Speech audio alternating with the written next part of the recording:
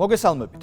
დაახლოებით 10 წელი არის გასული მას შემდეგ, რაც გაერთიანებულ სამეფოში რეფერენდუმი გაიმართა და მოსახლეობის 52%-მა ევროკავშირიდან გასვლას დაუჭირა მხარი. ბრექსიტის მიზეზი იყო ის პოლიტიკა, რომელსაც ბრიტანეთის ხელისუფლება წლების განმავლობაში ატარებდა Deep State-ის, ანუ არაფორმალური ოლიგარქიული მმართველობის დაკვეთით.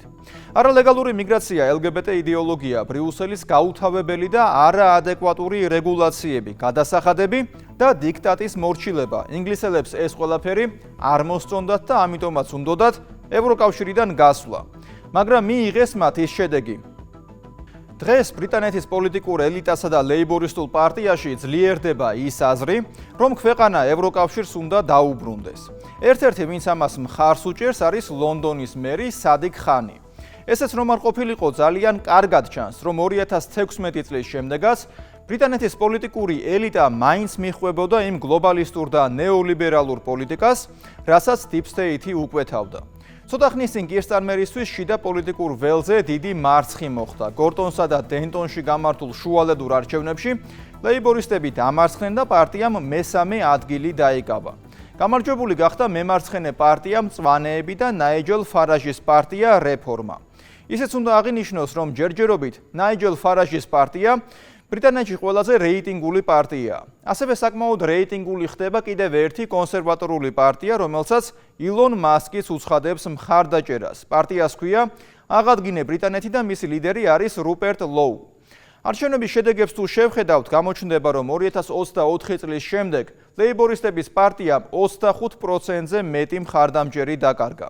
ეს იმ პოლიტიკის შედეგია, რომელსაც სტარმერი ატარებს და რომელსაც Deep State, ანუ არაფორმალური ოლიგარქიული მმართველობა უკვეთავს.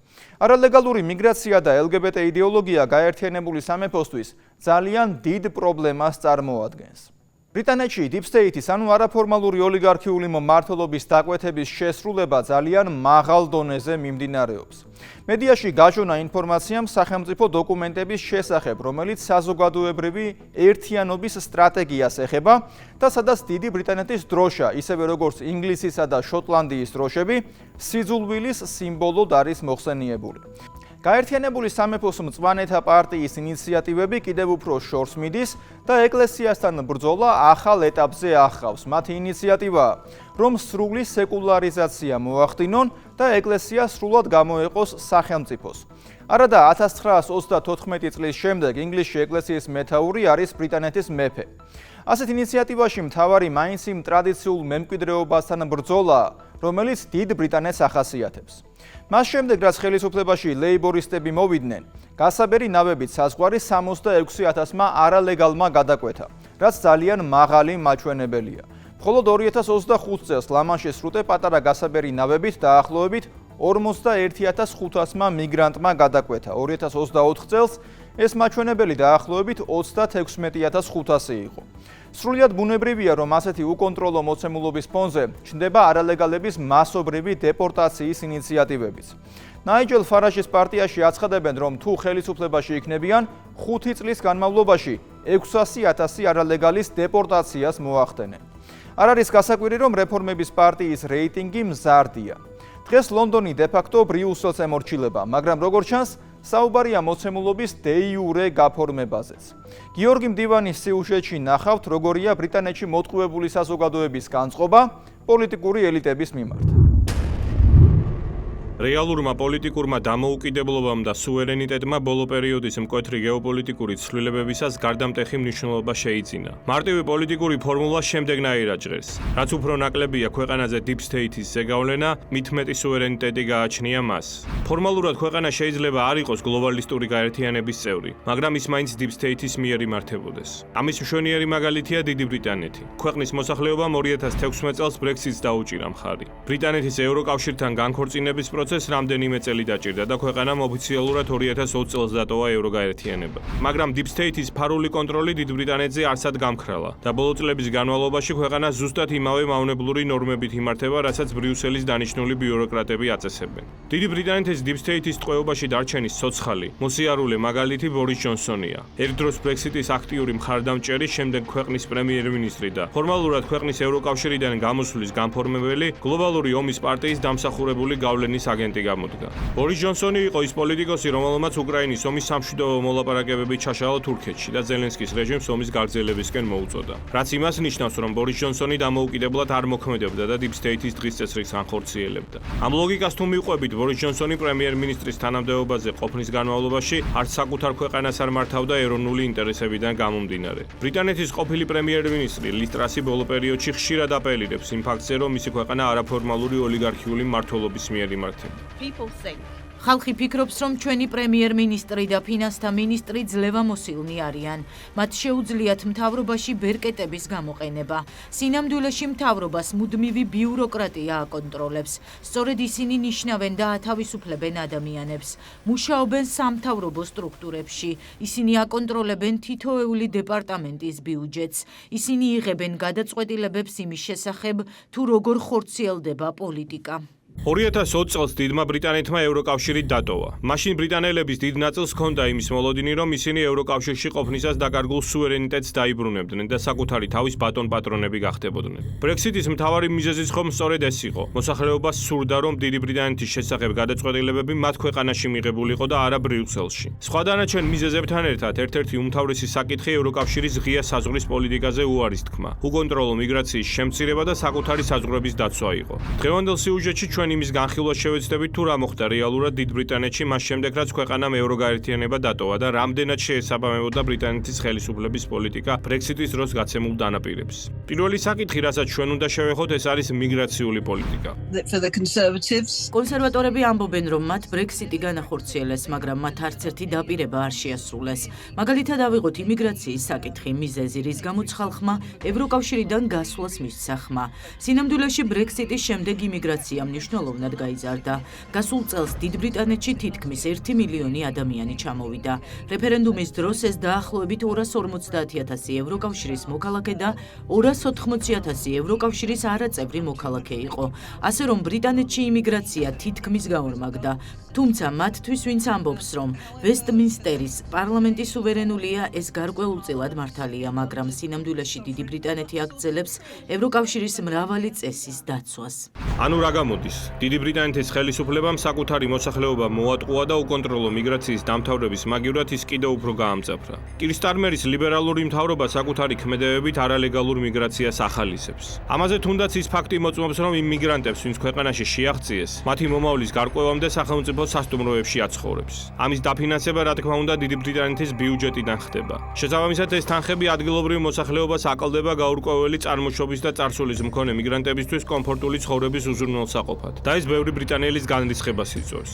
ხანდახან თვითონ ბრიტანელები ვერ იღებენ სახელმწიფოსგან საჭირო თანადგომას, მაგრამ არალეგალი მიგრანტები სამოთხარსკვლავიან სასტუმროებში ცხოვრობენ. დიდი ბრიტანეთის შინაგან საქმეთა სამინისტროს მონაცემების თანახმად, ლა-მანშის სრუტის გავლით მხოლოდ 2025 წელს ბრიტანეთში 41,000-ზე მეტმა არალეგალმა მიგრანტმა ჩააღწია, რაც 13%-ით აღემატება 2024 წლის ანალოგიურ მაჩვენებლებს. ეს ლტოლვილები ძირითადად მცირე ზომის ნავებით მიემართებიან ბრიტანეთის სანაპიროებისკენ და ბრიტანეთის მთავრობა ამას მშვიდად ადევნებს თვალს. არ არსებობს ზუსტი ინფორმაცია თუ რამდენი არალეგალია ლონდონში, თუმცა სხვადასხვა უხეში დათვლებით მათი შესაძლო რაოდენობა მილიონამდე ადის. ეს უკონტროლო მიგრაცია კი დიდი ბრიტანეთის წარმოუდგენლობამდე გაუარესებულ კრიმინოგენულ მდგომარეობას იწვევს. მხოლოდ 2024 წელს ერთი კალენდარული წლის მანძილზე დიდ ბრიტანეთში 71,000 გაუპატიურების შემთხვევა დაფიქსირდა. 2013 წლის შემდეგ გაუპატიურების მაჩვენებელი დიდ ბრიტანეთში 438%-ითაა გაზრდილი. სწორედ უკონტროლო მიგრაციამ გამოიწვია მძიმე დანაშაულების რეკორდული ზრდა დიდ ბრიტანეთში. ამ კანონზომიერების შესახებ ბრიტანეთის მინისტრთა კაბინეტის ყოფილმა წევრმა რობერტ ჯენრიკმა განაცხადა. სტატისტიკის თანახმად ავღანელები და ერიტრიელები, ვინც ბრიტანეთში ცხოვრობენ, 20-ჯერ უფრო მეტად მიდრეკილები არიან სექსუალური ძალადობისკენ, ვიდრე ბრიტანეთის მოქალაქეები. რეალურად უცხო ქვეყნის მოქალაქეების მხრიდან სექსუალური ძალადობის ჩადენის ალბათობა 71%-ით უფრო მაღალია, ვიდრე ბრიტანეთის მოქალაქეების მხრიდან. ეს რეალური პრობლემაა და საფრთხეს უქმნის ქალებს და გოგონებს ჩვენს ქვეყანაში. დიდი ბრიტანეთის მიგრაციული პოლიტიკის მთელი აბსურდი რომ გავიაზროთ ერთ-ერთ ბოლო სიურრეალისტურ кейსს გადავალოთ თვალი. ალბანელმა კრიმინალმა ბრიტანეთიდან გაძევების თავიდან აწილება ნაწილობრივ იმით სცადა, რომ ამტკიცებდა, თურმე მიშულს უცხოური ქათმის ნაგეთსები არ მოწონდა. სწორედ ამ კომიკური არგუმენტით ბრიტანულმა სახელმწიფო ორგანოებმა ალბანელ კრიმინალს ქვეყანაში დარჩენის უფლება მისცეს. კლევის დიშა ქვეყანაში არალეგალად შემოვიდა ყალბის სახელით, მოიტყუა თავშესაფრის მოთხოვნისას და მოგვიანებით 2 წლის თავისუფლების აღკვეთა მიუსაჯეს. ამ ყველაფრის შემდეგ კი მაინც ქვეყანაში დატოვეს. Well, economically Brexit's working. ეკონომიკურად ბრექსიტი მუშაობს. ჩვენ მსოფლიოში მე-7 უმსხვილესი ექსპორტიორიდან მსოფლიოში მე-4 უმსხვილესი ექსპორტიორის მაჩვენებელზე გადავედით. ეს კარგია და ჩვენ მთელს მსოფლიოსთან ვაფორმებთ სავაჭრო შეთანხმებებს, სადაც ბრექსიტი წარუმატებელი აღმოჩნდა და ხალხი უკმაყოფილოა. ეს არის არა ბრექსიტის გამო, არამედ კონსერვატიული პარტიის სრული უუნარობის გამო განახორციელებინა ის. ბორის ჯონსონმა ის გააკეთა, რომ დააწესა ზღვარი, რომლის მიხედვითაც შეიძლებოდა უკუსვა, ვიდრე ოდესმე გვინახავს. დიახ, ბრექსიტი არ განხორციელებულა. ეს მართალია. ეს არ არის მისი წარუმატებლობის გამო. მიგრაციიდან სხვა სფეროებში რომ გადავინაცვლოთ, აქაც იმას შევამჩნევთ, რომ დიდი ბრიტანეთის კანონმდებლობა კვლავაც ევროკავშირის კანონმდებლობასთანაა სრულ ჰარმონიაში. ეს ყველაზე კარგად ჩანს სასურსათო და ენერგეტიკულ სექტორებში, სადაც ბრიტანელი მინისტრები ევროკავშირის ახალ წესებს და რეგულაციებს იღებენ პარლამენტის სრული დასტურის გარეშე. ბრექსიტის ერთ-ერთი მოტივატორი ასევე რეგულაციების შემცირება იყო. ბრიუსელის სიგიჟის დამთავრება, კონკურენციის და მწარმოებლურობის გაზრდა. მაგრამ დიდმა ბრიტანეთმა ვერცერთ ამ მიზანს ვერ მიაღწია, იმდავნო ქვეყნის კანონმდებლობის დიდი ნაწილი ხელუხლებელი დატოვა. ლიბერალური ეკონომისტიც კი აღნიშნავს იმას, რომ დიდი ბრიტანეთი სულ უფრო უახლოვდება ევროკავშირის. სტატიაში ხაზგასმულია, რომ ეკონომიკის სხვადასხვა სექტორები დიდ ბრიტანეთში მაინც დე-ფაქტო ბრიუსელში მიღებული ნორმატივებით რეგულირდება. ასევე არ უნდა გამოგვჩეს, რომ 2025 წელს ბრიტანეთის ლეიბორისტულმა მთავრობამ ევროკავშირთან ყოვლისმომცველი ხელშეკრულება გააფორმა, სადაც მეთევზეობიდან დაწყებული იარაღის წარმოებით დამთავრებული დიდი ბრიტანეთი ისევე ევროკავშირს გადაეჯაჭვა და მაქსიმალურად ინტეგრირებული გახდა ევროგაერთიანების პოლიტიკურ-ეკონომიკურ ალგორითმში. ეს ფაქტიურად კիր სტარმერის მთავრობის მიერ ბრექსიტის სულისკვეთების ღალატი იყო. მემარჯვენე კონსერვატიული რეფორმის პარტიის ლიდერმა ნაიჯელ ფარაჯიმ ეს გარიგება გააკრიტიკა და ბრიტანეთის ინტერესების საწინააღმდეგოდ გადადგმული ნაბიჯი უწოდა. როგორც ჩანს, რიგითი ბრიტანელებისთვის სტარმერის მოღვაწეობა და მის მიერ გატარებული პოლიტიკა მეტისმეტად მიუღებელია, რაც 2016 წელს ქვეყნის მოსახლეობის მიერ ბრექსიტზე გაკეთებულ პოლიტიკურ არჩევანთან სრულ წინააღმდეგობაში მოდის. კիր სტარმერს ბრიტანეთის თანამედროვე ისტორიაში ყველაზე ნაკლები საზოგადოებრივი მხარდაჭერა გააჩნია და ეს სხვადასხვა სოციოლოგიურ გამოკითხვებში ჩანს. 1970-იანი წლების შემდეგ, რაც ბრიტანეთში პრემიერ-მინისტრის საქმიანობით კმაყოფილების კვლევის ჩატარება დაიწყეს, სტარმერის საქმიანობით უკმაყოფილო ბრიტანელების რაოდენობა რეკორდულ მაჩვენებელს აღწევს. ამ მომრჩევლების 75% კիր სტარმერის მიმართ ნეგატიურადაა განწყობილი. Now you know Britain. თქვენ იცით, რომ ბრიტანეთი ჩამოშლილია. ეს მეც ვიცი. აღარაფერი მუშაობს. ექიმთან კონსულტაციაზე ვიზიტის დანიშვნა შეუძლებელია. გზები გაფუჭებული ან საგზაო სამუშაოებითაა გადატვირთული. ყველა პროექტი, იქნება ეს ავტობანის მშენებლობა თუ ატომური ელექტროსადგური, 2-3ჯერ აღემატება თავდაპირველ ბიუჯეტს. ჩვენს ქუჩებში კანონი და წესრიგი მოირღვა. ხალხი ღარიბდება. კიდევ ერთი სფერო, სადაც დიდმა ბრიტანეთმა ფაქტიურად ევროკავშირსაც კი გადაუსწრო, ეს ციფრული ცენზურაა. თუ ევროკავშირში 2024 წლიდან ციფრული სერვისების აქტი მოქმედებს, რომლის თანახმადაც მის წევრ ქვეყნებში სოციალური ქსელების და ინტერნეტ პლატფორმების ტოტალური რეგულირება ხდება, დიდ ბრიტანეთში 2025 წლიდან ონლაინ უსაფრთხოების კანონი ამუშავდა, რაც პრაქტიკაში ბრიტანული ხელისუფლების ხელში დაცენზურების იარაღად იქცა. დიდი ბრიტანეთი მსოფლიო ლიდერად მოგვევლინა ინტერნეტ სივრცეში გაკეთებული კომენტარების გამო დაპატიმრების შემთხვევებით, სადაც 2023 წელს 12000 ადამიანზე მეტი დააპატიმრეს. აშკარაა, რომ კիր სტარმერის მთავრობამ ბრექსიტის კურსს გადაუხვია და მის საპირისპიროდ დაიწყო მოქმედება, რაც ანტიდემოკრატიულია, რამე თუ ბრიტანეთის მოსახლეობის მიერ არ არის მხარდაჭერილი. მაგრამ Deep State-ის მიერ მართულმა ბრიტანეთის ხელისუფლებამ ეს არ იკმარა და ბოლო პერიოდში ახალი პოლიტიკური სპექტაკლის გათამაშება დაიწყო, რომლის მიხედვითაც ხელისუფლების წარმომადგენლები ერთმანეთის მიყოლებით ევროკავშირში დაბრუნებაზე და ბრექსიტის დავიწყებაზე საუბრობენ. ევროკავშირთან უფრო მჭიდრო თანამშრომლობა და უკეთესი სავაჭრო ურთიერთობები ჩვენს ეროვნულ ინტერესებშია. ბოლო მონაცემებით ბრექსიტის გამო ზარალი შესაძლოა მთლიანი შიდა პროდუქტის 8% შეადგენდეს. იმ ფონზე, როდესაც უფრო ძლიერ ზრდას, ცხოვრების დონის გაუმჯობესებას, მაღაზიებში უფრო დაბალ ფასებს ვეძებთ, სისულელე იქნებოდა ევროკავშირთან ურთიერთობის კუთხით ასე გაგრძელება. სანამ ხელისუფლებაში მოვიდოდით წინასაარჩევნოდ ვთქვით, რომ გვინდოდა ურთიერთობების გადატვირთვა და უკვე მივაღწიეთ კარგ პროგრესს.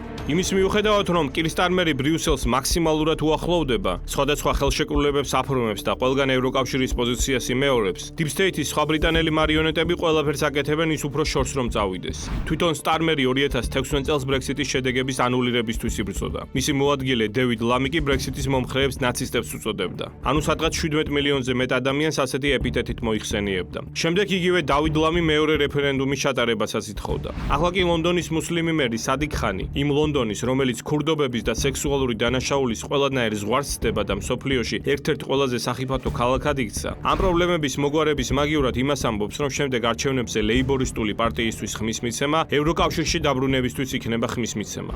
იტალიურ გაზეთთან ლა რეპუბლიკასთან მიცემულ ინტერვიუში სადიკ ხანმა განაცხადა, რომ შემდეგ არჩევნებამდე 2029 წლამდე კირსტარმერმა დიდი ბრიტანეთი ევროკავშირის ერთიან ბაზარზე და სავაჟო კავშირში უნდა დააბრუნოს. იმის მიუხედავად ამომრჩევლები ამას მოისურვებენ თუ არა. სახეზე გვაქვს Deep State-ის აგრესიული სპეცოპერაციის ნიშნები, სადაც ანტიდემოკრატიული მეთოდებით და მოსახლეობის აზრის იგნორირებით დიდი ბრიტანეთის დაბრუნების მცდელობას ვადევნებთ თვალს ევროკავშირის მარწუხებში. I mean, just ridiculous. ეს უბრალოდ სასაცილოა. პირველ რიგში ეკონომიკურად საფრანგეთი და გერმანია ჩვენზე გაცილებით უარეს მდგომარეობაში არიან. რატომ უნდა მივეჯაჭვოთ ყველანაირ ბიუროკრატიასა და რეგულაციებს? ჩვენ უნდა ვეძიებდეთ დამოუკიდებელი და სუვერენული ქვეყნების რეიტინგების ცხრილების ზედა პოზიციებში დამკვიდრებას და არა ურსულა ფონ დერ ლაიენის ხელმძღვანელობით მოსახლეობაში შემოსავლების განაწილების უთანასწორობის ჯინის კოეფიციენტებში ყოფნას. ბრიტანული მედია საშუალებებით სულ უფრო მეტი დისკუსია ეთმობა თემას. უნდა დაბრუნდეს თუ არა დიდი ბრიტანეთი ევროგაერთიანების რიგებში. Deep State-ის მარიონეტები გაუგებარ სოციოლოგიურ გამოკითხვებს იშველიებენ, რომლის თანახმადაც თურმე ბრიტანელები Brexit-ით არიან იმედგაცრუებულები და ახლა უფრო მეტ ადამიანს უნდა ევროკავშირში დაბრუნება. მაგრამ არც ლეიბორისტები და არც კონსერვატორები და არც მათი მომსახურე მედია ფიგურები არ აღნიშნავენ იმას, რომ ბრიტანელები პირველ რიგში იმით არიან ფრუსტრირებულები, რომ მთავრობამ Brexit-ის კურსს გადაუხვია და Brexit-ის შედეგები ქვეყანაში არ დამდგარა და საპირისპირო რამ მიიღეს.